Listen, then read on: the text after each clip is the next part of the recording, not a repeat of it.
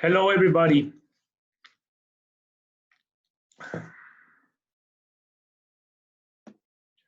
Hello.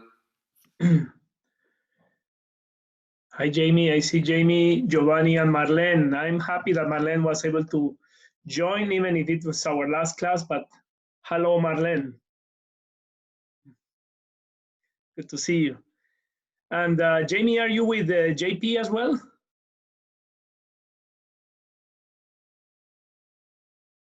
He's just coming right now.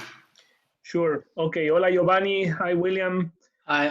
Hello, Megia. Thank you for joining in this extra session. Just gonna wait. Hello.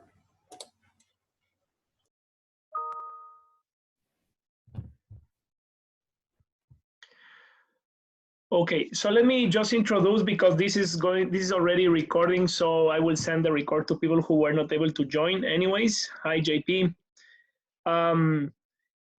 So because we are done with the semester, but we still want to finish this topic good, I want to I want to invite you because I don't know how we can work this in the best way. So today class still is not enough to cover what we need to cover. So what I'm planning is to send you the link of the extra session that we should have, but I don't want us to connect via Zoom because it's so tricky to find a space that everyone can join. So you can watch the video at your own time. And I will be open to questions via email or even via Zoom if you have particular questions after watching that extra video, okay?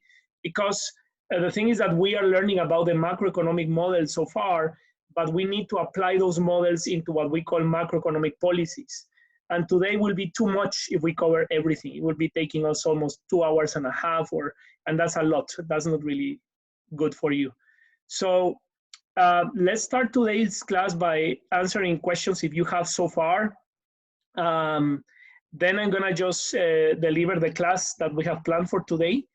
And then I will send you the links of the extra sessions so you can check them.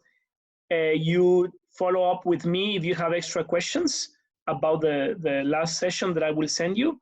And then you should be ready to answer the test that I will send you online that is scheduled for this Friday. Okay, so let's open for questions in general if you have questions about what we have seen so far or anything that you want to ask.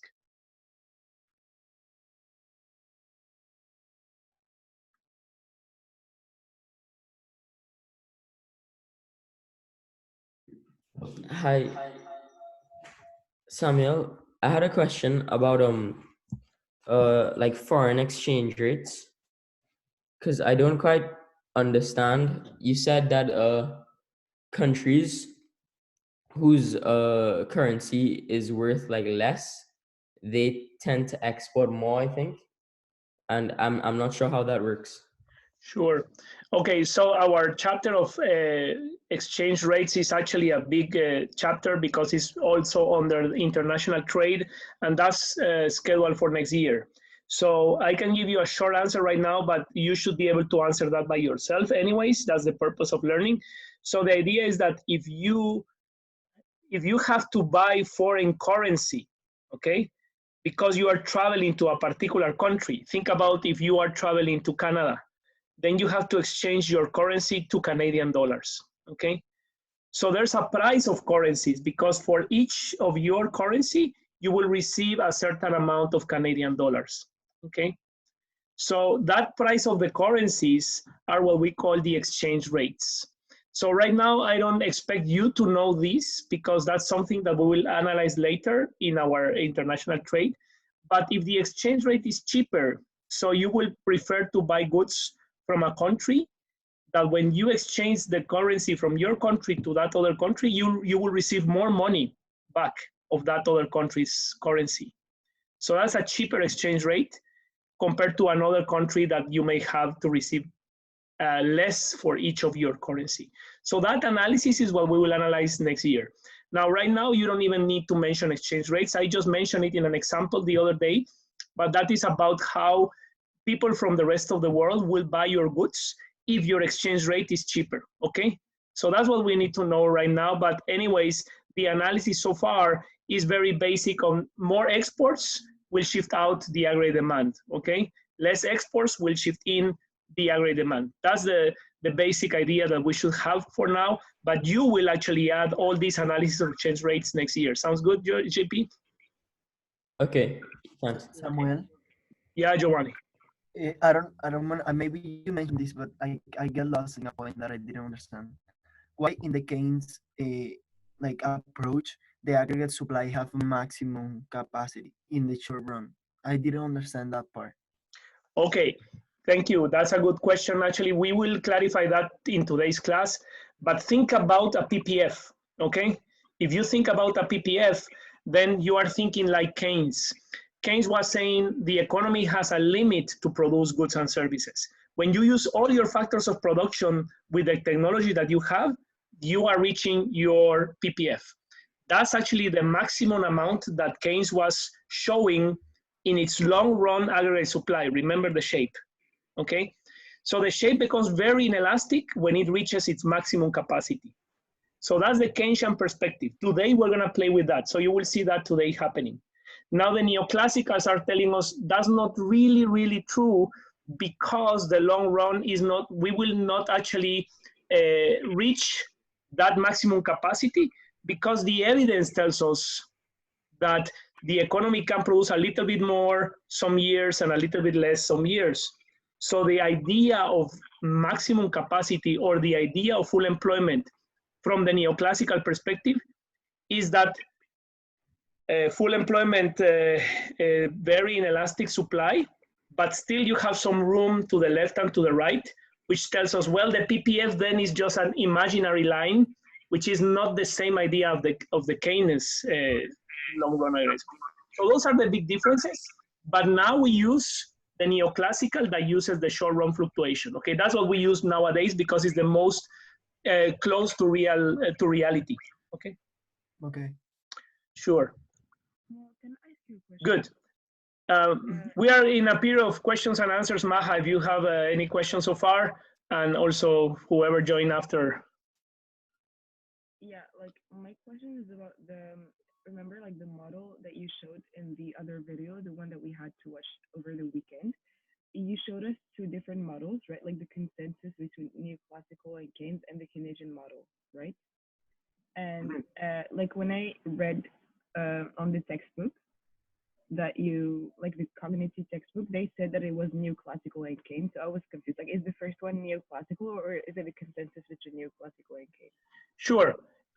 Right now, what the model that we use, that is the one that has the short run and the long run, we call it actually the neoclassical model. Still, we call it the neoclassical model, but it includes you can use it for the Keynesian analysis because it has a short run aggregate supply curve.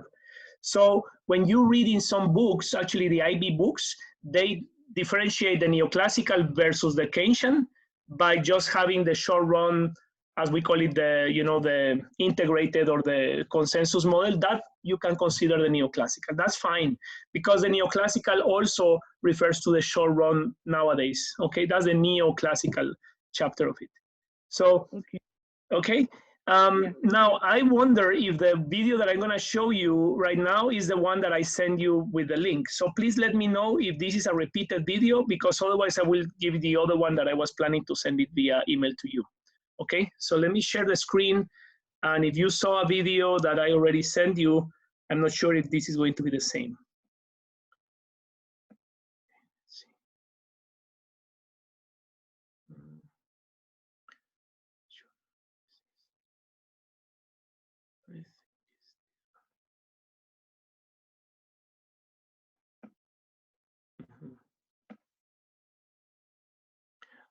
Okay. So the video that I sent you had like a video of a rap song. Did you see that rap song or not? Yeah. Yeah. We have to watch it. Oh, good. Okay, so then we have seen this already. Okay, let me show you then the other screen, which is the other class that I have for today. Excellent.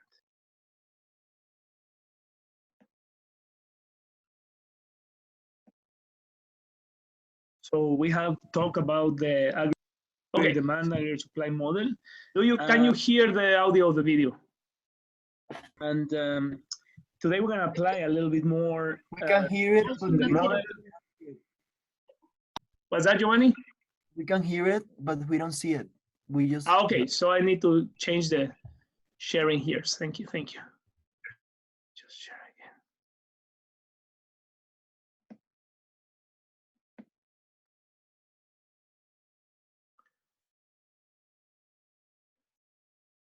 Okay, can you see the screen right now? Yeah. And please, Maria, I'm seeing you here. Can you just tell me if you hear this video, which, as you know, is a theoretical model to use, but it will help us. Yeah, okay. Okay, so this is our class today. Please, we're going to use 1 hour, and then at the end, we will answer questions to understand the macroeconomic policies and also to understand how to read macroeconomic performance of countries. So let's go to what we have seen so far. We said that economic growth could be induced or could be provoked or could be analyzed from the demand side, and also could be analyzed and provoked or induced or enhanced from the supply side.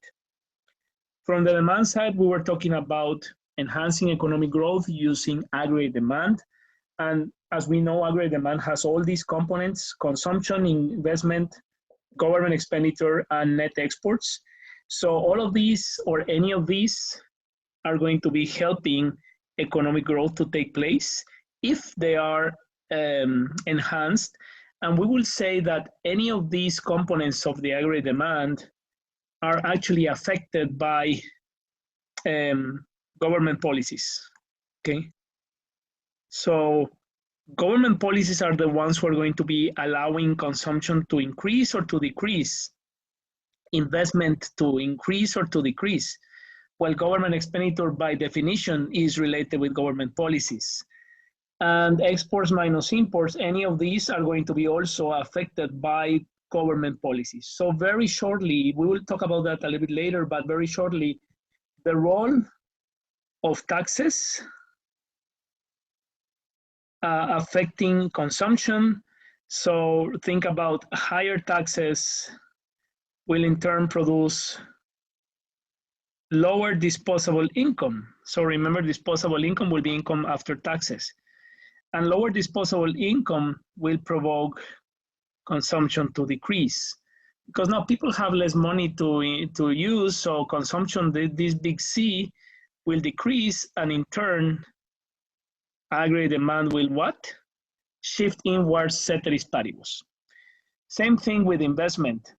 The role of taxes is crucial here because taxes will affect either consumption or investment or both, depending on which type of taxes. If they are consumption taxes, remember taxes are indirect taxes that are on goods and services, or if they are taxes on income.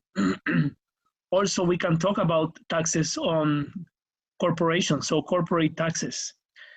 Or sometimes we may have taxes on rent, depending on which type of rent we're talking about. So profits of businesses can be taxed independently than wages. So the taxes are going to be affecting investment as well. Higher taxes, lower investment, lower taxes, higher investment in turn. So consumption, investment are affected by taxes. How about government expenditure? Well, government expenditure is a decision of the government independently if the government has money or not. Think about it. If the government right now wants to build a hospital because it's needed to attend all these crises of the COVID-19, so it can build a hospital by making loans. So it doesn't mean that the government needs to have money in order to spend. So we may say government expenditure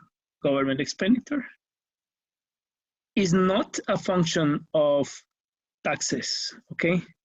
This is not true. So the government will not spend more or less if it has more or less money. The purpose of the government is actually to achieve the macroeconomic goals.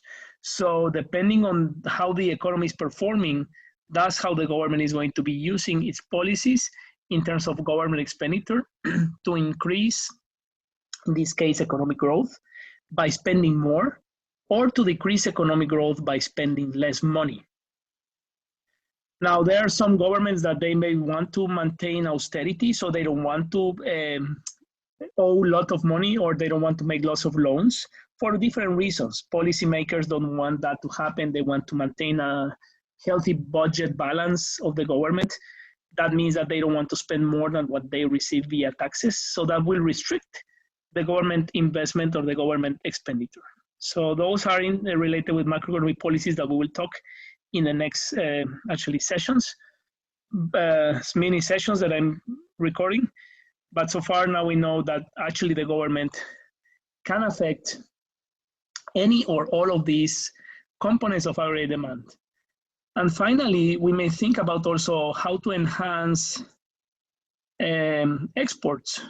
Well, the government can reduce taxes, or in other words, provide subsidies to the export industry.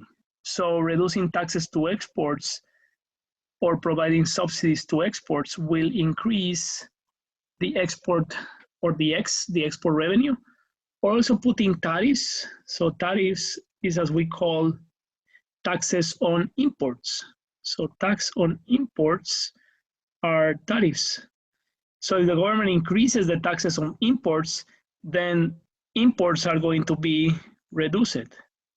So either expanding their exports or reducing the imports will make this equation more positive. And making this equation more positive means, again, the aggregate demand shifting outwards and therefore enhancing economic growth or enhancing production. We're saying we want to produce more because, or we will spend less money abroad and therefore consume more locally, for example. So production is enhanced in the short run by any aggregate demand components, and now we know that those are related with CIG and X minus M. So I'm just gonna make sure that we underline a very important word here, which is enhancing production, okay? The word production is the interesting one. So there's also the supply side view. So the supply side is telling us that there's another way to increase economic growth. And that will be enhancing what we will say productivity, okay? So productivity is more related with how much do we produce for each factor of production over a certain amount of time. If we increase the output per factor of production over time, we are increasing our productivity, okay? Not only we're producing more, but we are producing more in less time.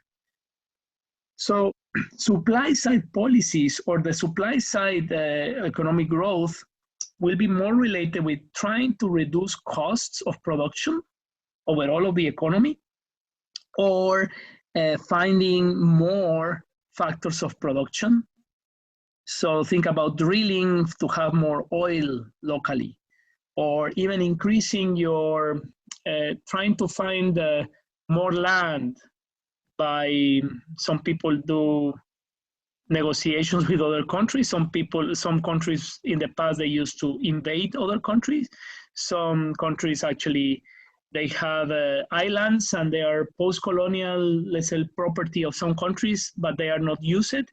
Now, if they want to use those islands in terms of producing, that will increase their production overall, but from the supply side, okay? Think about, we are making our resources to produce more, not because they are demanded more, but because we are using those in a larger scale, or we are increasing the amount that we have of production capacity. So the other one, which is also related with supply side policies, are increasing the productivity of the economy, meaning increasing the productivity of the factors of production, not necessarily increasing more factors, but making these factors, land, labor, capital, more productive over time. So the quantity of units are going to be increasing over each factor of production. How can we increase the productivity of our factors of production? Well, we may say physical capital, again, machinery, may increase the productivity of land, because now instead of using one cow to make the, to cultivate the land, now we can use a tractor. Now, instead of using a tractor, we may use a machine that is faster than a tractor, etc. So physical capital increases productivity of land. Infrastructure, let's say building more roads, increases productivity overall of the whole economy. Infrastructure, thinking about roads and bridges and everything that publicly usually is what the government invests in terms of increasing productivity. That's called more the physical infrastructure. We can think about also infrastructure in terms of airports and ports and internet facilities and everything that allows the firms to be more productive. And technological changes also, increasing technology over time will increase productivity of factors of production. Increasing also sorry, I can't read here, but increasing human capital is what I think is down there. So increasing human capital also enhances productivity. What is human capital? Actually, human capital is education and health. So usually when we think about human capital, we're thinking about the ability of human beings to produce more over time. So healthy people can produce more, healthy people can live longer as well. So one lifetime will be more productive if you're healthier than if you're not healthier. But also education enhances productivity. The more educated the people, the higher returns to the investment. So we think something called the returns on education. You are going to be more productive as you learn more and you achieve higher degrees of education formally. You will be expected to earn more money as you grow up and you are more educated. So human capital. But also there are other policies like enhancing the dynamics of markets. So increasing competition, reducing monopoly power, for example, that will increase the market dynamism, opening the borders to other countries, so increasing trade between countries. Less market disruptions, that is related with, again, lower taxes, trying to make people more productive because they want to have more money or make more profits, rather than the government just supporting artificially low costs by subsidizing, for example, a particular industry. So as you may think about the supply side policies, they're more related with market-based policies or neoclassical model. Remember that? The demand side are more related with whom? Well, we may think the demand side are more related with Keynesian policies. The supply side are more related with neoclassical policies. So we may say the demand side is also related with the short run. Remember the short run cycles. So we have the short run fluctuations. So growth will be related more in the short run when we think about a business cycle and the economy flowing between these business upwards. But the supply side is more the long run growth. So trying to make, and just make a very small sketch here, trying to make the long run trend have a slope or even a higher slope because the economy's productivity is increasing. Think about also in the supply side, we are talking about the long run aggregate supply shifting out, or again, we're talking about this long run trend starting to increase and increase and increase. It's not a flat line, but it's increasing over time. That means that the economy is more and more productive over time. Remember, we have time here, down here. And we have GDP over here, measuring monetary terms. So also the supply side model could be seen as enhancing the PPF, remember, shifting out the PPF. So all of that is more related with the long run growth versus the short run growth that is more trying to make the aggregate demand to shift out as much as possible. But if you have reached the full employment level, then the demand side policies are not really helping to increase productivity, but just trying to fill in the gap of achieving full employment. Now, maybe your country would like to invest in business investment that is related with the aggregate demand shifting out. The more a country has, the more investment, also the higher aggregate demand. But also investment is part, remember, of capital. So investment pushes out the aggregate demand, but also pushes out the supply, the aggregate supply. Overall, so the whole equilibrium is actually pushed out when we increase investment or capital stock from firms. That being said, this is actually that IB loan question that we were talking about. We can actually approach to this question by saying how the increase in investment affects aggregate demand and aggregate supply. Now we say that both of them are going to be affected, each of them at a time. And the IB questions, remember, they want you to analyze one thing and the other thing separately, okay? And then part B,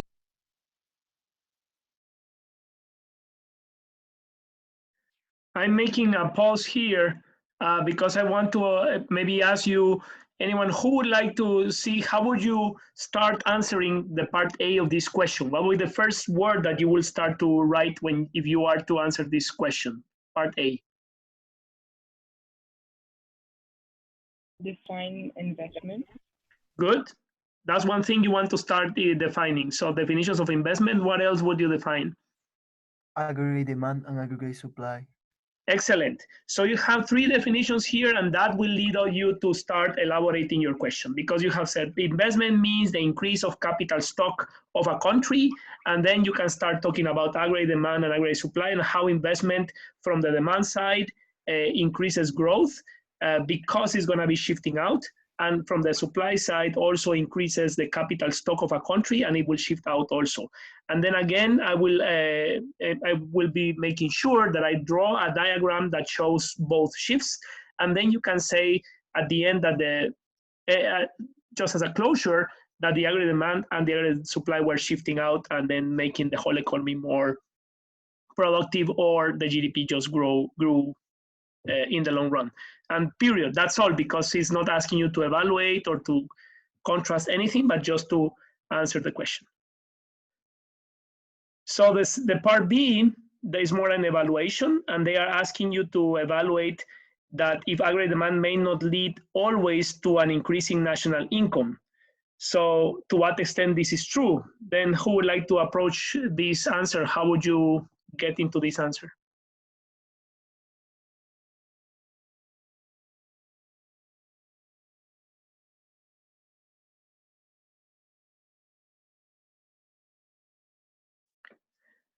What would be the first thing that you want to define here in this question? National income. What is real national income? Okay, you can start defining national income means the amount of income that the whole country receives, or the GDP measured in, as you can then link the national income can be measured as the total demand, and then you can define aggregate demand as CIG X minus M. Good. And then this question is asking you actually to talk about how aggregate demand shifting out may lead to increasing GDP until you reach what? The full employment level. Exactly, you reach the full employment level. If the economy reaches its full employment level, then we already said, which is going to be seen also here a bit later, that the aggregate demand is shifting beyond this full employment. Or if you use the Keynesian diagram, which you are allowed to use, you use either or, both of them, and then you can show how the aggregate demand is shifting out, but the only thing that is happening is creating inflation. So the national income is not increasing, GDP is not growing, but just inflation is taking place, and that is because it has reached already the full employment. So then you have the conversation to say it's valid only if the economy is below its full employment, but it's not valid once the economy has reached its full employment, because AD has no room to make the economy more productive, but just consuming more doesn't mean that the economy is producing more. Well, should we always use the Keynesian model in IB questions? Good question, and actually the answer will be you can do the Keynesian model or the neoclassical model as we understand it with the short run now, depending on the type of question. Because you will see that this question gives you room to use only the Keynesian model and use it to explain from where the aggregate demand is shifting out and allowing the GDP to increase or not. There are some questions that using the Keynesian model is not useful, okay? So you will be able to actually say, okay, I'm gonna use maybe the part A of this question is more useful to use the neoclassical, because then you're using both shifts, isn't it? Then you can use the equilibrium of the macroeconomic equilibrium is actually shifting out because both curves are shifting out. So you have to decide when to use the neoclassical and when to use the Keynesian, depending on the question, okay? Actually, you can use both on any question, but it's more appropriate to use the Keynesian when you are referring to the Keynesian view versus the neoclassical when you're referring to the neoclassical. So again, you will see when you practice more of these, which we will do next year, that you are able to actually identify, oh, I'm gonna use the Keynesian now because it's more appropriate. The first one here is neoclassical. Yeah. No? Pardon me, the question was what? Yeah, like the first model that we are supposed to use here, like in the first question, is neoclassical, no? Yes, I definitely will use the neoclassical because it's asking you shifts on the aggregate supply and shifts on the aggregate demand. So both shifts are more clear to see using the neoclassical. Okay, let's move on. This says increasing GDP, which is the night shifting out. How that is possible? Well, it may not lead to more national income because the country has reached already full employment level. Okay, we said that already. There's also actually engaging to this conversation to what extent is this valid.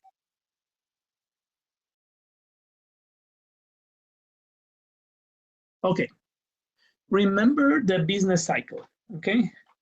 Business cycle is, what are we drawing actually? We're drawing over time, how the economy performs in terms of its GDP, okay? So we have time, and we have real GDP, and then we have our business cycle that looks like this, okay? Remember that? This tablet is not really working well. I'm sorry, guys, for all this noise that is happening, but I hope that you can follow me here just for the sake of the class. So we have our long run trend, which now we learn that this long run trend, the slope of this long run, is actually how much the economy is growing over time. So actually this is telling us if this is a 3% slope of the GDP overall, this means that the economy is actually increasing and increasing its productivity over time, and its PPF is shifting out and out and out over time in average 3%. Also, we may say the aggregate supply in the long run is increasing and shifting out over time. So we have a first aggregate supply, then another one and another one in the long run that is shifting out because the economy is able to produce more and more and more over time. Even if in the short run, we have fluctuations that sometimes we're producing below the full employment and sometimes above the full employment. Look at this. This is Canada. So the business cycle in Canada during the 90s, you can tell that something happened there between 1990 and 1991. Now, it's more than 6 months, it's actually a year, that GDP, this is real GDP, measured in monetary terms, decreased or dropped. So that drop is called a recession. Canada had a recession between the 90s. Then it started to recover, very small and let's say slow recovery, but it kept increasing and expanding over time. And again, it reached its former trend, let's say, or it actually helped to shape this trend that we're looking here from the 87 to 1999. That is telling us the economy has been growing in the long run by the amount of this slope, which is actually the rate of the change of the GDP in these 20 years, or 10 years, or 15 years that we see. The USA, again, remember I told you, when you see this big hole here, this is the Great Depression. 1929, the economy collapsed. started to recover and then collapsed back again and went up. It's a W shape, and then it recovered, and then it reached a new level of production with a new infrastructure that increases their productivity, because now we see the slope is actually steeper than the slope that they had before the big recession that was more or less like this, okay? So the overall long-run trend of the economy has been increasing over the last 100 years, as we see the business cycle here. Now, the interesting thing about this is that the dotted red line here is what we call the potential GDP growth rate.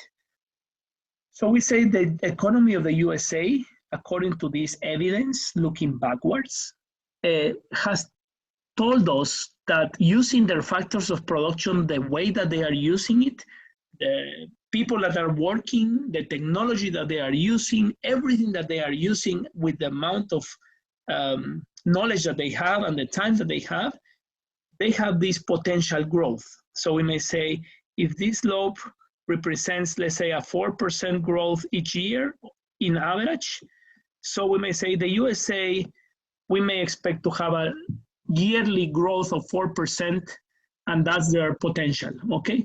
Some years may go beyond 4%, some years may go below 4%, but overall their average or their potential GDP growth rate is 4%, okay? This could be 3 or 2 or whatever. I'm just figuring out maybe it's 4%, 3.5 or 4%. Remember, that's the running that I told you. In average, I run 5 kilometers. Some years I run 2 kilometers, some years or weeks I run 7 kilometers. But my potential in average is 5 kilometers per year. Again, this is how the economy has dropped. And then we see, what we see here is a gap. Let's look at this 2008 recession. So this was telling us that the economy was performing overall around its long-run trend, and it just fell down. Now, what can we see here between the trend and the current GDP in 2008 and 2009? Well, this gap is suggesting us that the economy collapsed below its full potential, doesn't it? It's below its full employment level or its full capacity to produce overall over time. So this is when we look at a recession, we call this the gap between the long-run trend and the current GDP is what we call a recessionary gap. This gap is telling us the economy is falling down below its full potential, because we have seen over time that the potential is this average that we have seen in the past, in this case, 20 years or 18 years. Actually, it's not, it's even less, 8 years.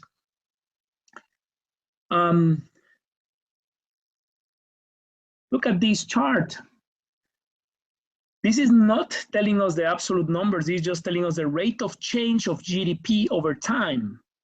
And we see how here, this is again the big recession that happened in 2008. And we see the percentage change from the last year, okay? So the rich countries, as is being said in this, chart, they are talking about the OECD countries. So again, countries that are the 52 countries representing 90% of the world's GDP.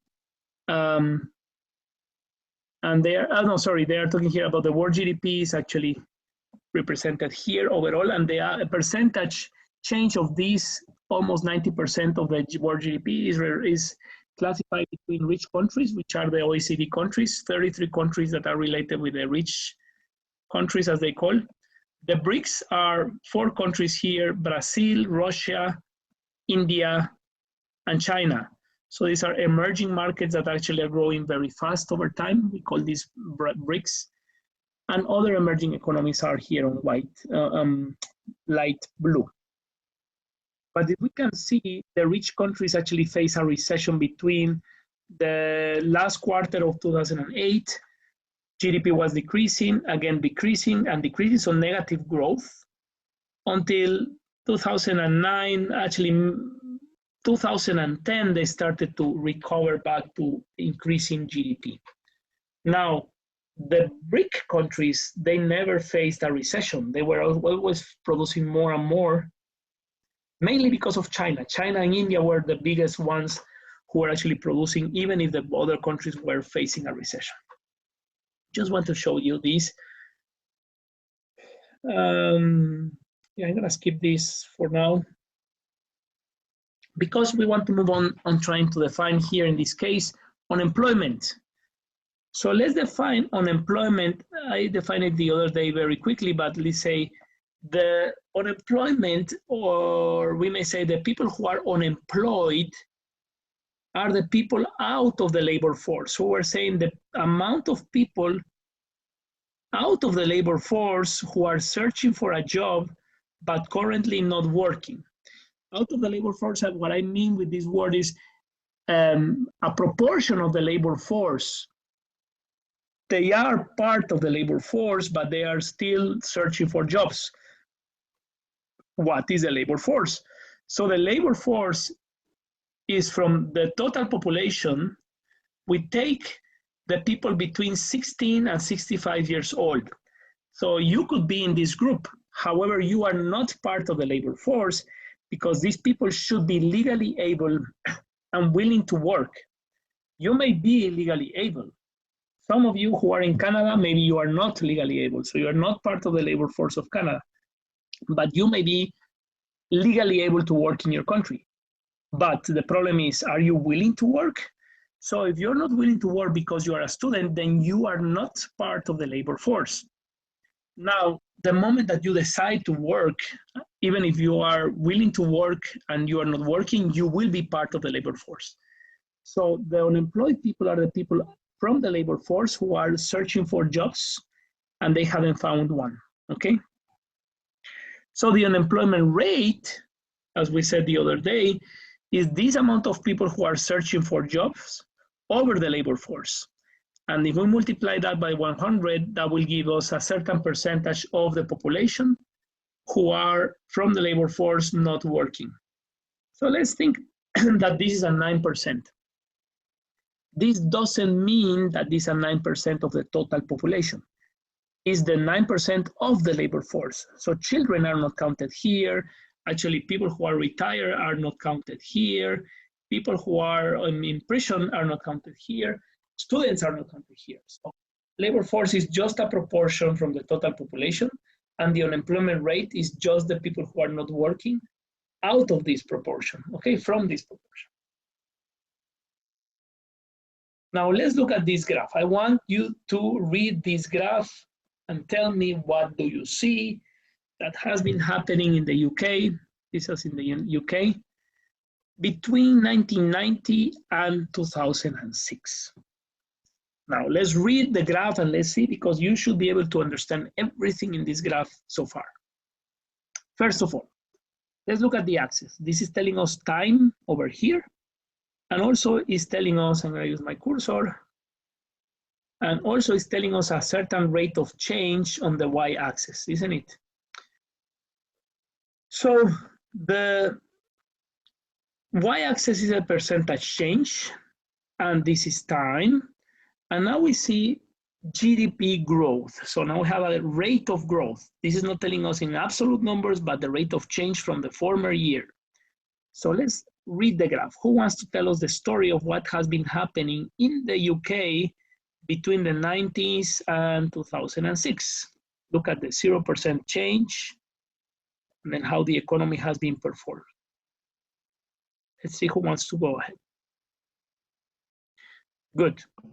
So in average, we may say the economy has been growing, except for between 1990 and 1991, and eventually even 1992, which we may say they had a recession here. 1991, the recession got even worse. 90 were still growing, but here is they are degrowing. This is negative growth. And 92, almost 0% of growth, still no growth. And then what happened? The economy started to grow very fast, 5%, 3% or 2.5, and again, in average, they were growing about 3%. So this is the GDP growth, the production of goods and services, remember. Now let's read the other graph, and later we will make a big thing here. What's going on with the unemployment rate? Remember, 5% of unemployment rate, and then suddenly what do you think here in the 90s? What do you think is happening? Unemployment rate is increasing. 1992, unemployment rate reached a peak here. Almost 10 out of 100 people were unemployed, 100 of the labor force. So 10% unemployed, that's a lot. And then you see the unemployment rate starts to drop. So more people are working. The economy actually starts to absorb all these people who were unemployed, and then the unemployment rate just dropped, okay? And drop until they reach more or less a 3% of unemployment rate on the last 5 years that we see there since 2002. So interesting here. Let's try to put these two graphs together. Look at this thing. The economy was actually facing a recession. What's happening with the GDP? Negative growth, but the unemployment rate increased, okay? And then growth starts to be positive, and then again it stabilizes at a certain rate of growth. And this stable rate of growth started to it was maintained, but what happened? The growth was absorbing all these people who were idle, who were unemployed, until the economy reached a stable rate of growth and a stable unemployment rate. Interesting point, because if the country is facing a stable rate of growth and a stable unemployment rate, we may say that the economy has reached actually its potential growth and its natural rate of unemployment, okay? Let's examine those concepts. A stable rate of growth is when the economy has reached a rate of growth that is not really changing a lot, is now the normal rate of growth of the country, and the employment is not changing a lot, is remain at around 3% of unemployment. So this is what we are going to define as the full capacity of the economy, or the economy reaching its full employment level. The economy has reached its potential growth by having even a 3% of unemployed people. What does that mean? That the people who are not working, these 3%, they are in between jobs. So that is okay for some people to be in between jobs because they are searching for another job. So that 3% is a healthy rate of unemployment in the UK because the economy is still growing at a steady pace and is not really absorbing more people, but this is a revolting amount of people. Sometimes they are unemployed, some people are employed, some people are unemployed, some people are employed, but they are producing what the economy actually produces in a stable way. Okay. So let's look at this other graph. Between 1990 and 1996, more or less what we were looking, this is the square that I put there, but this is the inflation rate. The inflation rate was really high. Remember the CPI, or the rate of change of prices? And then it started to decrease, and actually it was around 2% over the long run here. But some years, actually the inflation was about 3%, and then the inflation rate started to decrease, almost to reach a 0% of inflation. So actually the prices were almost not changing between these years. So what we will see here is that there's no pressure on the price level. The price level was actually decreasing, or even if it's not decreasing, that's not true. It was increasing, but at a very small rate, or it was remain almost stable. Okay, increasing at a 0% rate is not a big change on price level. Okay, 0.8, 0.5%, whatever we see here. And then after 2005, it started to go back again to a high level of inflation, and then we see. So Given this information, now we have inflation rate, we have unemployment rate, and we have GDP growth. Now, given that information, we can use our Keynesian model to explain what happened in the UK over those years, okay? So I'm gonna try to use this graph to explain what does that mean. Hopefully this is going to work well. So remember that the inelastic part, now I'm using a Keynesian model. The inelastic part of the long-run aggregate supply is telling us that this economy has reached its full employment level. Remember, full employment meaning that this is the maximum capacity of the economy. I'm making a pause here because remember that we said that that maximum capacity includes a 3% of unemployment in the UK. So this is a new concept that we will introduce here, because this full employment level, according to Keynes, should be 0% of unemployment, but we already saw that the unemployment rate still has a number. It could be 3%, it could be 2%.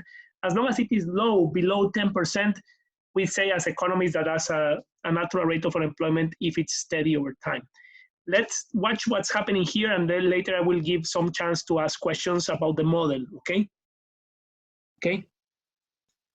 Now, any point below the full employment level and the macroeconomic equilibrium, okay, this will be the gap that we're looking at as a recessionary gap, okay? The recessionary gap can be all the way here down. That is the gap between what the economy is producing and the full employment level of the economy, okay? Now, what is this gap telling us between Y1 and Y full employment? Just gonna clean this a little bit. So between Y1, sorry guys, between Y1 and the full employment level, this is actually an unemployed resources, aren't they? Because we said that this is the full employment of resources. So the gap between Y1 and YFE, we will call first of all a recessionary gap, because between these and these points, the Y1 and the full employment, we have a recessionary gap. Remember when I show you here in this graph, this gap is the recessionary gap between the full employment level and the current level of output at this year. So this gap here is what we should reflect, or we could reflect using, in this case, the Keynes diagram between full employment and Y1. Does that make sense? So if that is true, what we see here, I'm trying to change the color here. If that is true,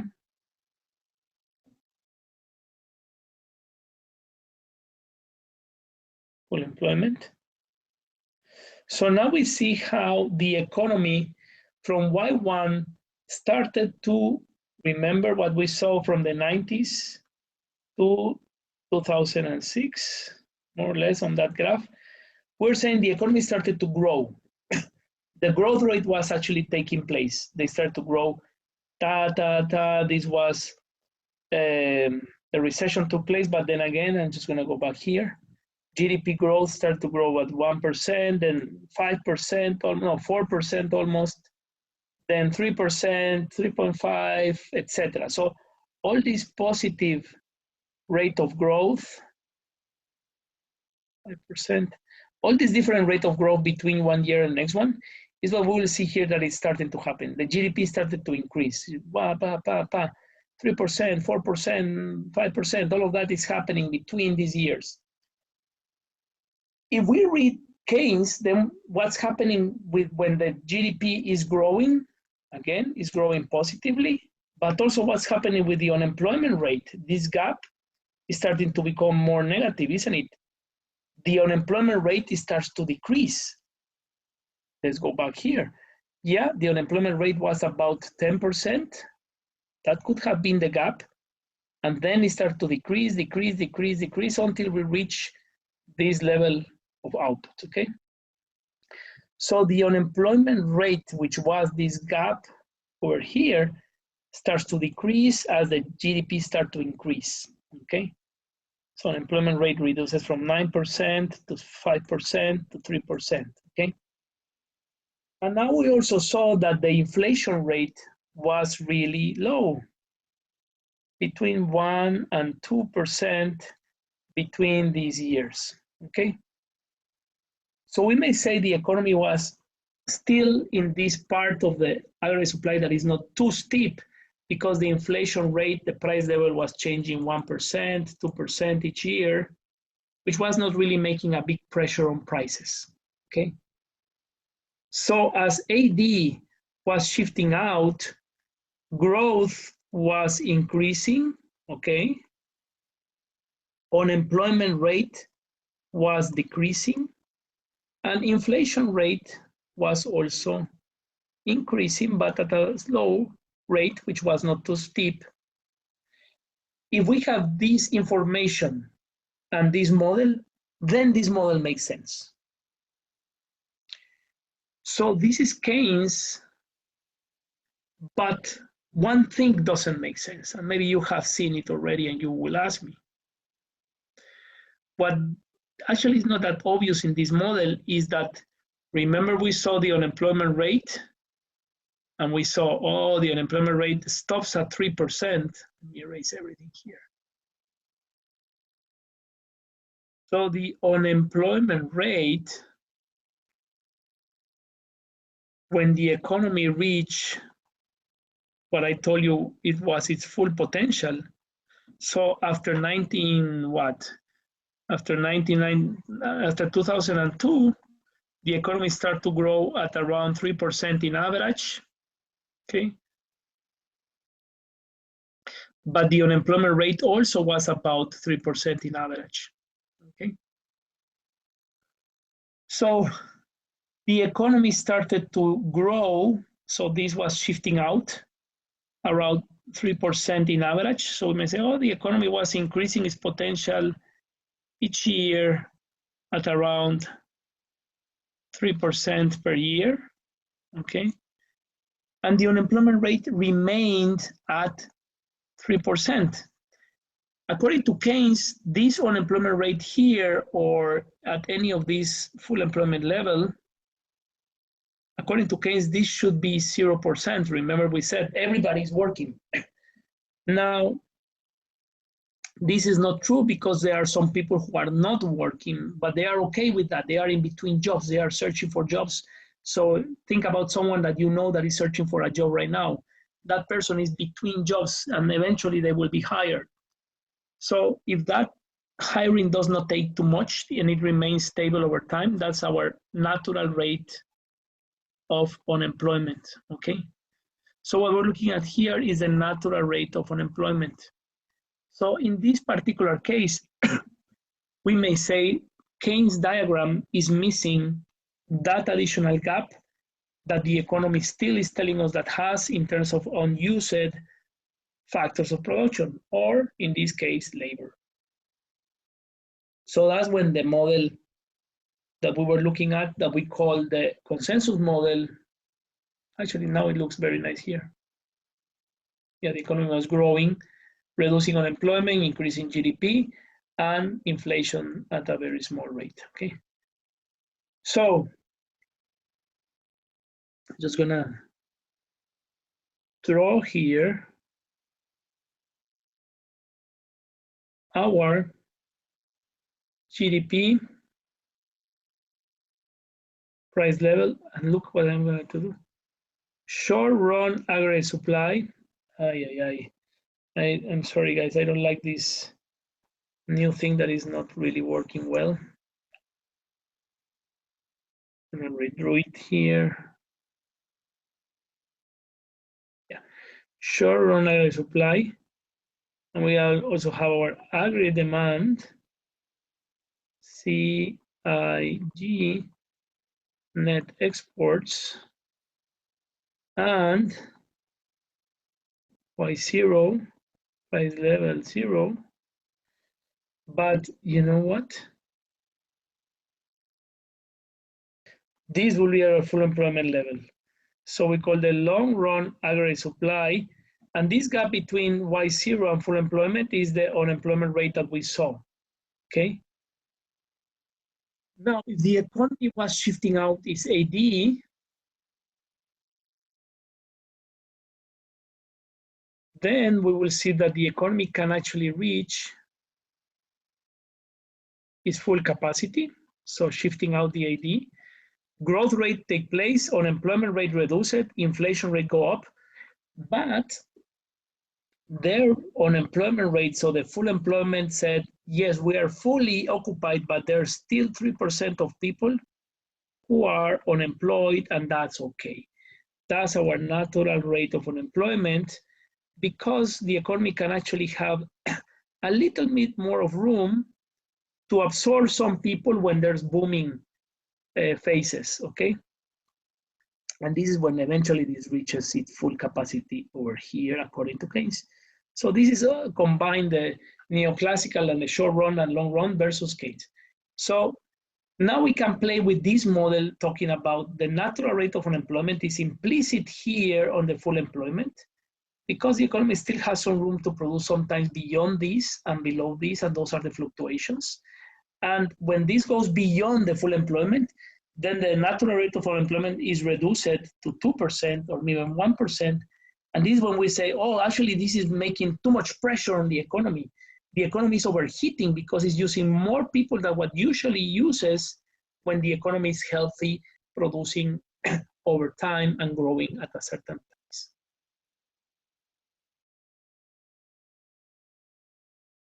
So when we see the potential GDP and the current GDP, this gap here is when we say, well, the economy is below its potential. So this is a recessionary gap that is starting to be filled all the way here until it reaches the full capacity. But anything beyond the full capacity, this is an inflationary gap. And we call it inflationary gap because the economy is overheating and producing beyond its full capacity. It's actually making people to produce faster and more, even if there are no factors of production that are more productive, but they are just using or overusing the current factors of production, and eventually they will fall down. Here we have a recessionary gap. Here we have an inflationary gap. Inflation is producing beyond its full potential or its trend. Recessionary gap is below its full potential or its trend. Okay.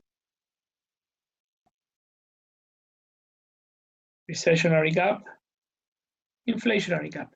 Now, the less big are these fluctuations, then the more stable the economy is, because we may say prices are increasing not too much, and the recessions are actually small. These fluctuations are okay in an economy to have. Some years we have a small fall down, some years we have more production, but overall the economy is pretty stable. It's not going up and down, which is really making a mess if this was the situation of an economy. Here will be too high unemployment, here will be too high inflation, and even if the economy is producing a lot, it's too much overheating, here is too much people idle. So the more closer the modulation of the short-run fluctuations are to its long-run trend, the healthier the economy. And that is the role of macroeconomic policies. Macro policies, once they want to maintain very small fluctuations, or the modulation of the waves should be pretty flat.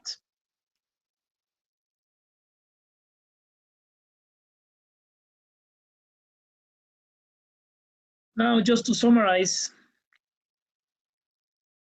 if there's a consumption-induced economy, let's say this consumption, the C is increasing, what do you think is going to happen with this economy?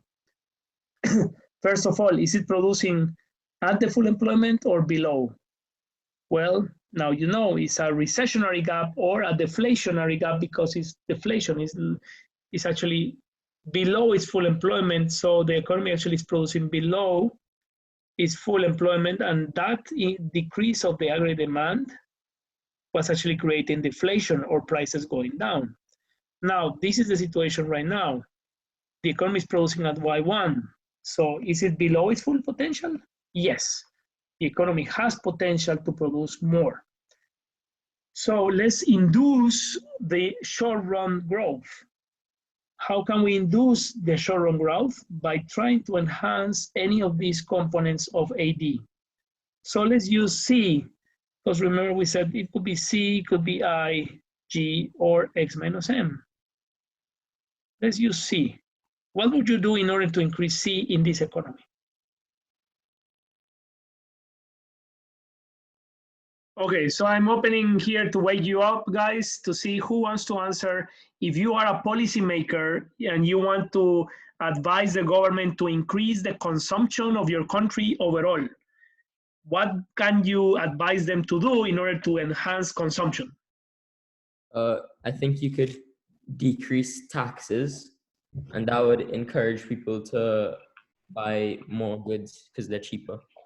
Good, that's one policy. Who has another policy? JP's policy is decreasing taxes. Who else? Let's even put this into the context of right now. People are stranded in their homes, and you are a policymaker that you want to advise your prime minister or your president to enhance the economy because people are being laid off because of the coronavirus.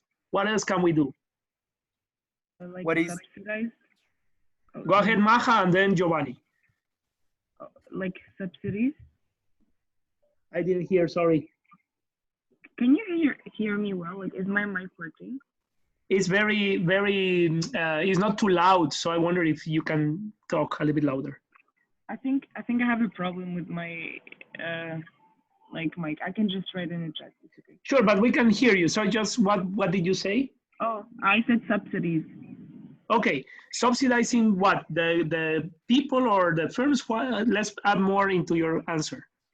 I don't know. I think like maybe giving money to people or subsidizing like firms to make prices cheaper. Sure. So sending checks to people, and as we will see, how we have seen in the news, actually that's happening in the world. The governments are sending money to the people just to make people have money in their pockets and consume more. Giovanni, what else would you say? Yeah, I was thinking about that. That's what the Canadian government are doing. Like people that are fired because of the coronavirus are giving money to people. So yeah, that's my idea. But Maja said- Excellent. So all of those are actually focused on increasing consumption.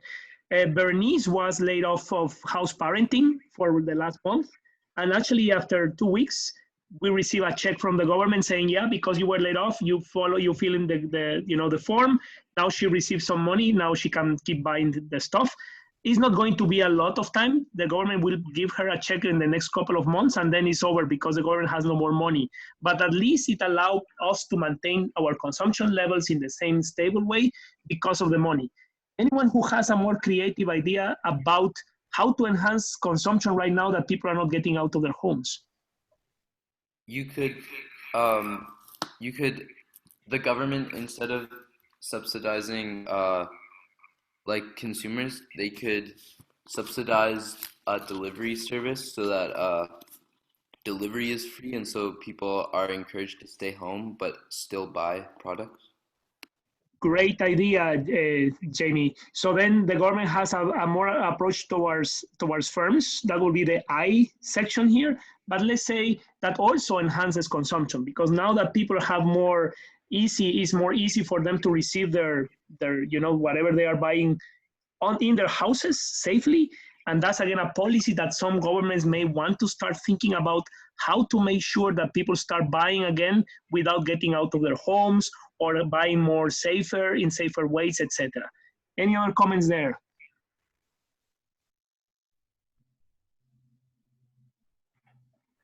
Good. So overall, if that is affecting the majority of the population, this is what we will see in the graph. Okay, so I'm just going to play it again. Well, maybe you want to lower the consumption taxes. That will increase consumption. Maybe you want to lower the income taxes. So disposable income will increase and consumption will increase. Any of those will increase consumption. Okay? Shifting out the AD will actually be, if people are consuming more and the economy is able to produce more, then the firms are going to be producing what the people are now having money to consume for, and that will increase GDP. So more production, lower unemployment, higher pressure on the price level. Yeah, maybe we have now 105 prices. So what we have here is that consumption is increasing production in the short run. We are not making the economy more productive. We are just increasing the consumption of what the economy can produce because there are some resources that are idle or that are not used at all. Do you think that this new equilibrium is still potential for this economy to produce? Yes, there is more. So the government maybe could pursue enhancing consumption or enhancing any of those aggregate demand components to reach or to approach to full employment level. Okay. The cost of increasing AD, actually the benefits are reducing unemployment and producing more money, but the cost is actually creating some pressure on the prices because now we are reaching our full capacity and the price level has increased. So that's one of the cost price level go up. I just want to add something else. Let's say that if the economy was not able to absorb all these unemployed people that are still idle here, then the government becomes the big employer. So that's what Keynes was suggesting in the big recession. It said if firms are not actually hiring people because they are not really selling stuff and they are not really having money to keep hiring people, then the government starts to intervene and they start to hire people to produce public goods. And sometimes even to produce food or even to produce whatever is being needed that the firms are not producing because they don't have any more capital, any more money. So the government becomes the big employer. And the government becomes a big employer to absorb these people who are unemployed. So these people will have money and they will keep spending more and they will recover. And eventually the government will release its intervention and let the firms to start providing what otherwise they were not able to provide. That's a typical Keynesian policy, using taxes lowered to induce consumption and government expenditure to increase aggregate demand.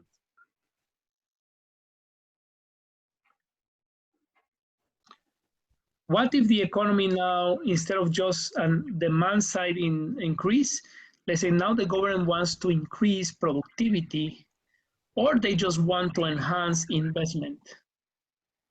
So investment is one of the components of AD, remember. If the government for some reasons is maybe saying, well, we're gonna actually lower the taxes for firms so they can import more machinery, or we're gonna try to provide some subsidies to investments that are related with tourism, for example, so you can build a small hotel. All that will increase AD because of the I shifting out, ceteris paribus, shifting the AD out. But also investment is part of the supply side because remember, this is increasing capital and capital is one of the FOPs. And if we are increasing investment, this means that we are increasing capital. Now our buildings are built, more buses, mini buses are now bought in order to transport tourism. All of that is making the economy more productive. That will shift out also the S1. So the aggregate supply shifted out, the aggregate demand shifted out. Look at this. There's not too high pressure on the price level. Actually, this economy, sorry about the mess here. This economy is producing more, yes, at the new equilibrium, and is reducing unemployment. So this is a very interesting and nice strategy to do. The economy now is producing at Y2. Price level was not really making any pressure because now we have more spare capacity, in this case of capital goods, that are actually allowing us to produce more and absorbing the people who are not employed, even if there are still some unemployment gap, because that's also important to mention. there's still unemployment here of some factors of production, including labor, okay? So we actually are producing more, the machinery are making the economy to produce more, no inflationary pressure, but still we have not solved the problem of unemployment rate that is still here evident in this model.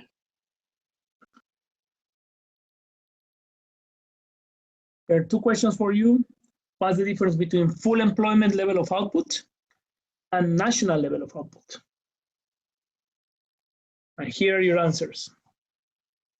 When all factors of production are used to produce goods and services, or when the economy produces at its full potential, or any point along the PPF. Or we may say when the LRAS is at the equilibrium with the short-run aggregate supply and aggregate demand equilibrium, or that's when the trend in the business cycle is the full employment level. Now, national level of output is the macroeconomic equilibrium. It could be at the full employment or below the full employment or above the full employment. This is when the aggregate demand equals aggregate supply. So any point in the former graph, Y1 is also a macroeconomic equilibrium, but also Y2 eventually is a macroeconomic equilibrium and is still not the same as the full employment level of output. So the national level of output is where the economy is at equilibrium, but the full employment is the potential of the economy. We can use a circular flow to explain that the national level of output is where the economy is producing at. Could be below the full employment or beyond the full employment or even at the full employment.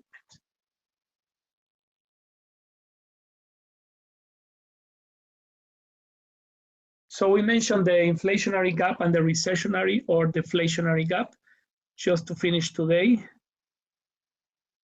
I'm going to use the model to show GDP price level, okay? Now I'm going to use the integrated model, which is the neoclassical using short-run and long-run aggregate supply.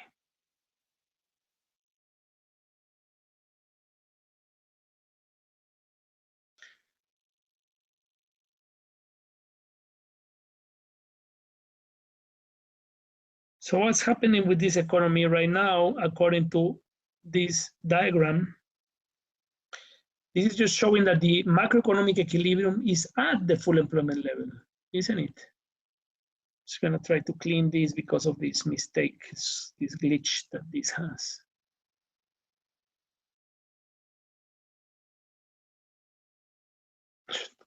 Okay. The macroeconomic equilibrium is at the full employment level of output as well. Now, if the economy is facing, we may say, is performing below its full employment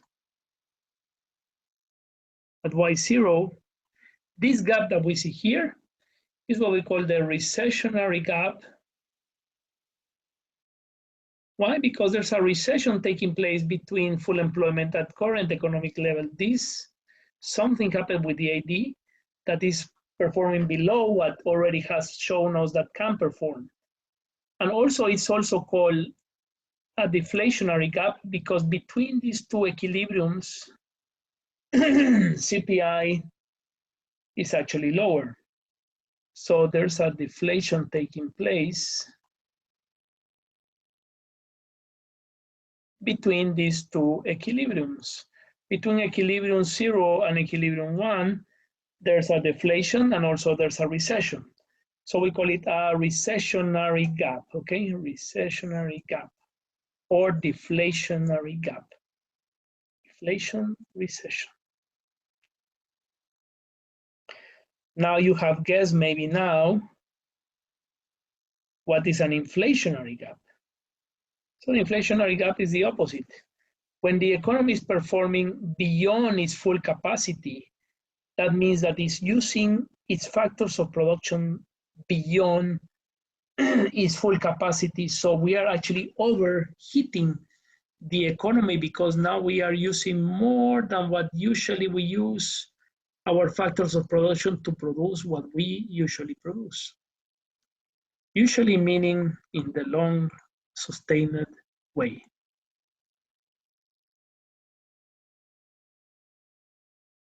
I know. Sorry, because this is really not working too well. I'm gonna try to use the mouse here. So we have GDP. So here this GDP and price level.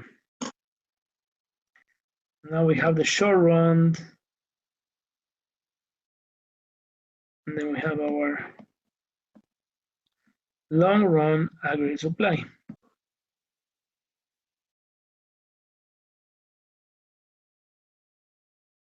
And then we have here long run aggregate supply, or we call it Y full employment. Short run aggregate supply, AD, C plus I plus G plus X minus M. So what would happen if the economy, remember, produces beyond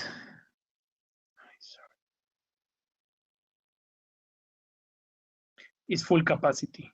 So the fluctuations are going beyond what usually in the long run we see that it performs, AD1. So the macroeconomic equilibrium, which is the macroeconomic output or the national level of output, is above the equilibrium of full employment. So that means that the economy is producing beyond Y1. It's actually booming a lot. It's booming, but it's actually not sustained because the economy will go back. We have seen in the business cycle that the economy will actually go back to its trend because the factors of production. I want to use here the analogy of running. If some days you feel that you can run more, so if you run 9 kilometers, actually you will say, I actually run more, but that doesn't mean that you will run 9 kilometers all the days, but that day you were overusing your capacity of running, and then eventually, if you didn't change anything structurally in your body, then you will come back to 7 kilometers, 5 kilometers, 4 kilometers, even if one day you were overusing your capacity of running. So this is very good a metaphor to use for the economy as well. I just want to follow up on that. Are overused here. So what's going to happen is that here the explanation will be if the workers are now perceiving that there's inflation, okay, now they are working harder, they are producing more, but everything is actually more expensive. And what happens in the short run? Their wages have not been adjusted. So it's either coming back to the former equilibrium if their wages are not adjusted. Actually, they will say, I would rather go back and not work as I was because I'm earning less money overall. So the economy will shift downwards because of less consumption, because of these people are now not working anymore. But also, so this is called actually this gap between YFE and Y1. This is gonna called the inflationary gap. Why this is an inflationary gap? Because it's beyond its full employment, is not really sustained, is going to eventually bring back the AD if wages are not adjusted, or if wages are adjusted, now the SRAS are going to incorporate the new cost of production, which are higher wages, and it will increase the total cost of the economy and be bringing back the economy to its full employment level back, but at a higher, even higher price level because now it's more costly to pay for the workers. So the whole spiral here is called the inflationary spiral, but this gap was created the inflationary spiral. So we call this inflationary gap beyond full employment.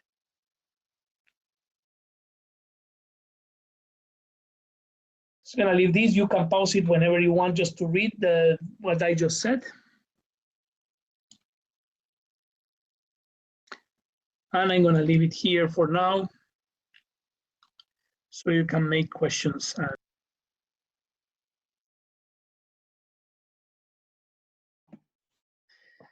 Okay, guys, so that was our lesson for today. Maybe you have questions. This is a time to ask. There's a question there. How does the decrease of unemployment increase the short-run aggregate demand? Decrease of unemployment increase the short-run. Yeah, because we see the opposite happening. If you increase, or if the economy is increasing its short-run aggregate demand, or we can just call it the aggregate demand itself, because it's no difference between long run and short run. So if the aggregate demand is shifting out, what is happening is that people or firms or government is consuming more goods and services. That's the AD shifting out. How is the economy providing these goods and services? By absorbing what the idle resources or the unemployed resources are able to produce. So that is when the unemployment rate goes down, because AD is shifting out. That happens as long as there are idle resources or unemployed resources.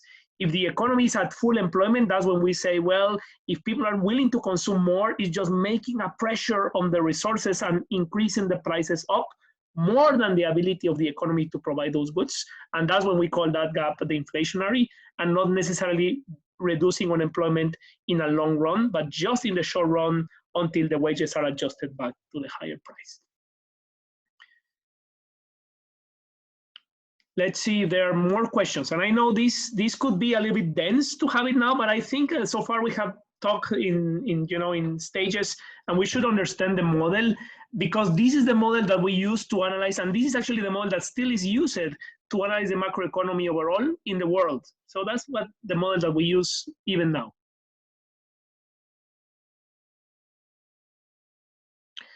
Does the neoclassical model give room for increase of the long run aggregate supply? Yes. So let me just share the screen, and let me show you how that can be seen here. So if we use, need to open the PowerPoint. Sorry, guys, give me one sec. So what's happening is that the aggregate supply is actually has its short run and its long run. Give me 1 second here. Just want to share the screen.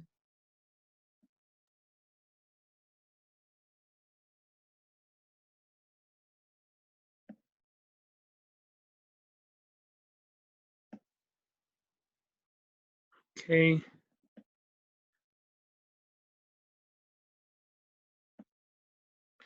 Can you see a blank screen there, Giovanni? Can you tell me if you can see the blank screen? Yeah. Okay. Yeah. So very quickly, what we will see, actually, this is part of our next video, but I just want to answer that question because so far maybe you will get, yeah. I'm just drawing it with my mouse, and actually I'm sorry guys, because I'm just learning how to use the new tablet I bought, and for the next classes, if we keep using the online, I will be more clean in this use of this technology, okay? But if we have the price level here and the GDP, and again, we're using the neoclassical approach, we say this is the full employment level, okay? Always YFE should be our long run aggregate supply, remember. So if the economy is producing around the long run aggregate supply, that's when we say it's a stable economic growth over time.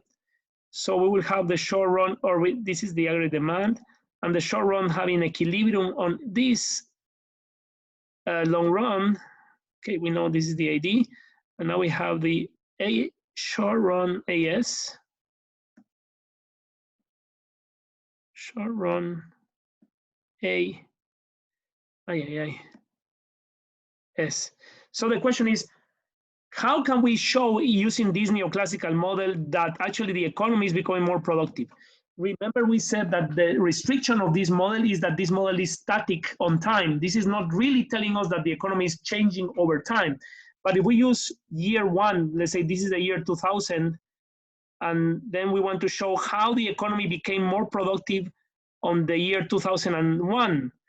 So maybe the reason why it became more productive, I'm just going to create a case here. Maybe the government has allowed the firms to invest. So let's say it has created the conditions for firms to invest in your country. Some conditions could be lowering taxes, There's lots of workers that are educated, that are willing to work, so that is attracting firms to your country. So that is shifting out the short-run AS. Okay, that's our first shift. Firms are coming to your country. But remember that firms coming to your country means there's more investment taking place. Actually, firms, when they spend, this is called investment. So what else is shifting out? Well, the AD, the component of AD that is I, is also shifting out or increasing, okay? So we have the AD also changing one of its components, ceteris paribus, because of firms coming to this country. So we have also a shift out of the AD. So the shift is two ways, okay, from the supply and from the demand side. And now we have a new equilibrium, okay? And the new equilibrium or the new macroeconomic equilibrium, because now we have more resources that are invested in this country, and now there's more demand in this country, the new equilibrium is a new normal, let's call it. This new normal will sustain the economy at a new full employment, because now we have more factors of production invested in this economy. Therefore, we have a new full employment of factors of production at the economic equilibrium, macroeconomic equilibrium. And that means that the long-run aggregate supply shifted out because of the policies that are attracting more firms to invest, and therefore the economy keeps increasing and increasing its productivity or its factors of production that are now injected. And this is when we see the slope of the long-run trend going upwards. We are shifting out our full potential each year. Or in other words, this long-run aggregate supply is like the PPF when we use the PPF diagram. I'm gonna stop sharing and see your chat because there are some other questions. Is aggregate, and I was measuring real terms from a base year. Yeah, the question is if the aggregate supply in the short run and the long run is always measured in real terms. Yes, the x-axis on our macroeconomic model is GDP in real terms, okay? The real production, because we are not looking, well, is the real production on that year, okay?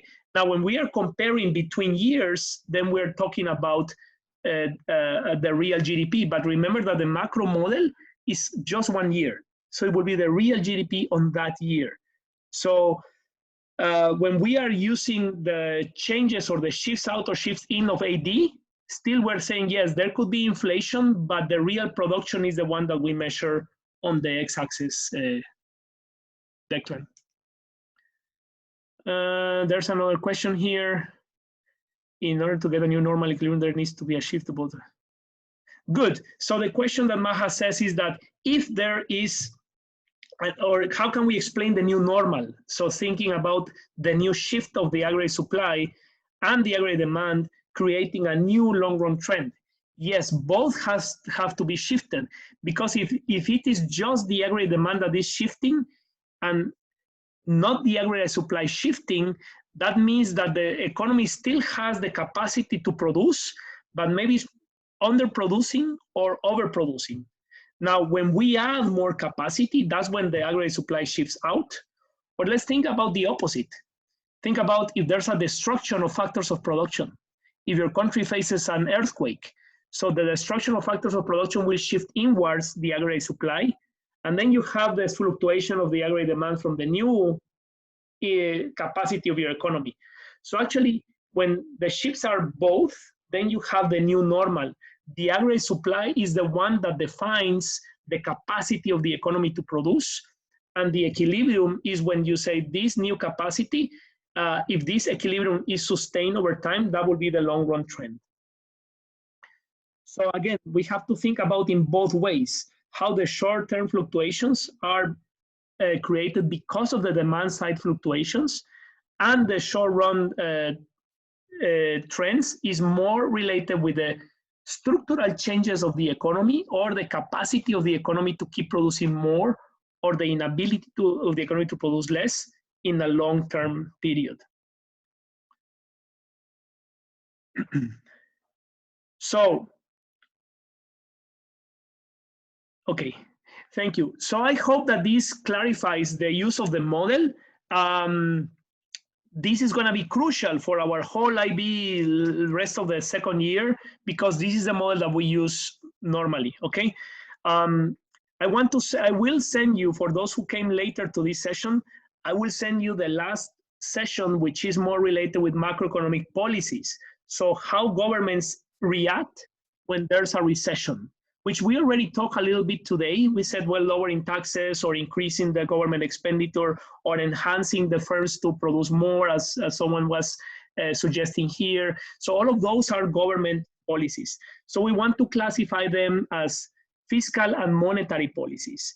And we want to talk about the Keynesian policies and the non-Keynesian policies, or let's call it the neoclassical policies, okay? Because we have these two, remember these two schools of thought.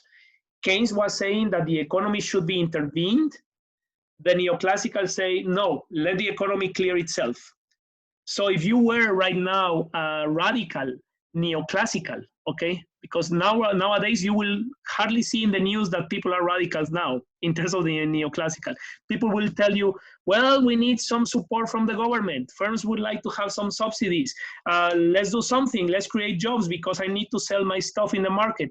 They are not any longer saying, you know, the market fixes everything. But when the economy is booming, that's when they say, you know, the government shouldn't intervene. Let's just the markets be free. So that's why we see that always there's going to be this discussion about neoclassical and Keynesian between intervention or non-intervention. So overall, in terms of the theory, this is what I will send you a link of a video, but if you are more curious, you can just Google macroeconomic policies, demand side policies, or Keynesian policies. You will see tons of information, short videos and you know, documentaries and everything. Or you can actually Google supply side policies or neoclassical policies, and then you also have lots of resources. Again, if you were here in person, we will be doing more, but this is what I have to offer right now using the Zoom. I will send you the link, and then I'm gonna answer the question of Marlene that is about the test, okay? And please ask questions if you have questions about the end of the year in terms of your academics and the course. So yes, Marlene, I sent an email saying that there is going to be a test, and the test is going to be assessing only this last chapter, which is the macroeconomics chapter. That means that you have to take some readings or look at the videos about using the difference between development and growth. Remember those presentations you make here. How do we measure growth? How do we measure development? Also, the macroeconomic values of GDP, GMP, what means inflation, and what means unemployment. Now we have those concepts. And also the macroeconomic model that we have been reviewing so far. So the questions are going to be very simple. The questions are more multiple choice. So for example, a question could be, the difference between GDP and GMP is, and then it will give you 4 options, and then you answer the option. So you will have, actually, the test is 30 questions. You will have 1 hour and a half. Actually, I tried to make it, and then you should be able to work it in 1 hour, but I'm giving you 1 hour and a half to work it. And then the test is gonna stop, okay? It's online. Answer as much as you can. You should be able to answer everything. And the next question there from Declan is the marks, okay? This, the way that I'm using this test is to assess just the last chapter of the syllabus that we have been discussing. So I won't include the marks of this test into your IB grades, because this is not an IB assessment. This is just a knowledge assessment. So how is going to be reflected in your report?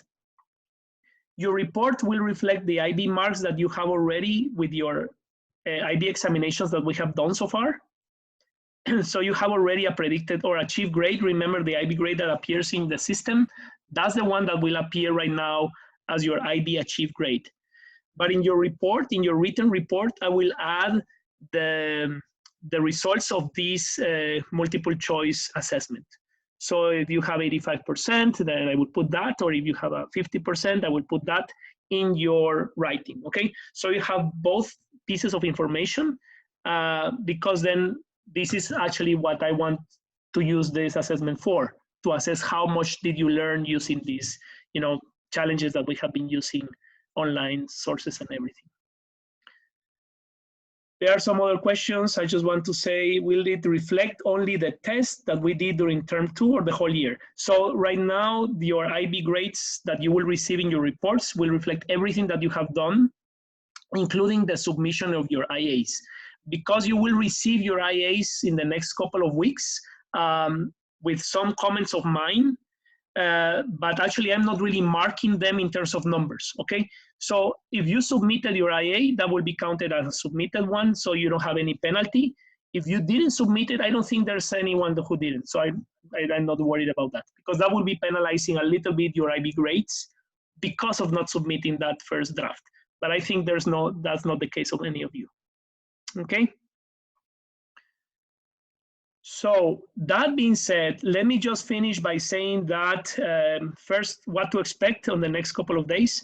One, after this, you will receive an email with the last session, which is macroeconomic policies, okay? That video will last no more than 1 hour, so hopefully you have 1 hour to watch it. On Friday, I will connect via Zoom at 8 a.m. just before the test starts, okay? So if you want to join me to ask any general question, we may have 5 or 10 minutes to answer questions over the last video, and then I will start the test, okay? If you are not willing to or able to join that Zoom session, you don't have to join, and then you just will receive the link, and then you start working on your test. I have 2 time zones, the time zone in the morning and the one in the afternoon this Friday. So the same thing will also happen on the afternoon. If you want to join the Zoom session because you were not able to do the test in the morning, then you will receive that after the session in the afternoon, okay? And just to finalize the question that has, yeah, there are 2 questions there. So William, first of all, the achieved grade is based on the 3 exams we did. Yes, that's correct. And Maha, so we have to do the test in Zoom. We can do, no, you can do it in your own time. And just allowing people to join on the Zoom on the first 5 minutes before starting the test, and then you will receive it. Even if you didn't join the Zoom session, you will receive the email.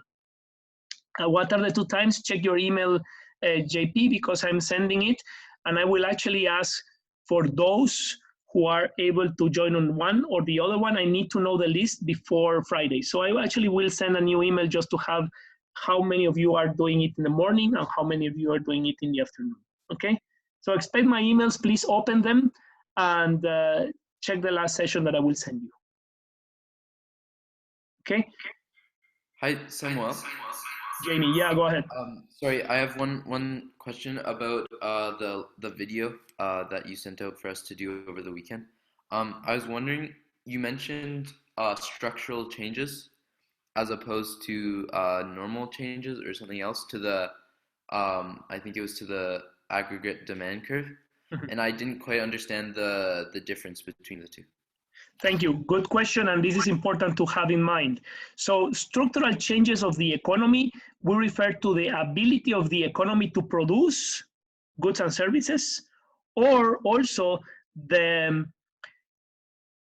let's look at the factors that affect the aggregate demand in a structural way. Structural meaning changing the whole behavior of consuming or spending money. That would be from the demand side.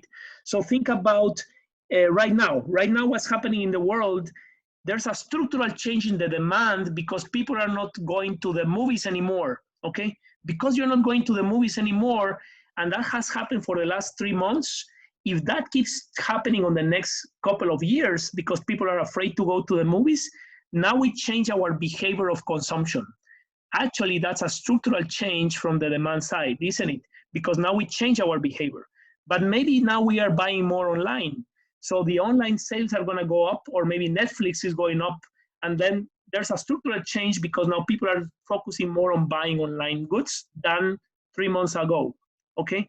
Now there's a change of behavior. That's a structural change.